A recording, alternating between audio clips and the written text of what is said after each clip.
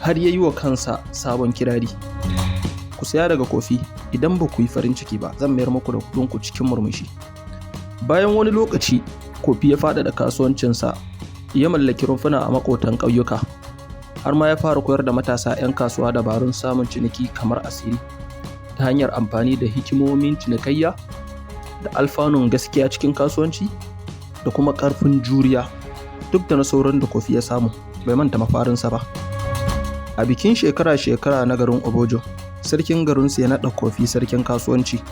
Mutanen ƙauyen suka ɗauke shi a kafaɗinsu, suna murna suna rera kirarinsa. A matsayin kyauta aka ba shi kujerar zinari. Darussan da ke cikin wannan labari: ka jajirce wajen neman cikar burinka. Kofi ya jajirce matuƙa don neman cikar burinsa duk da dariyar da ake masa da ƙalubalantarsa da ake. Kada ka yadda ka gaza ko ka sare.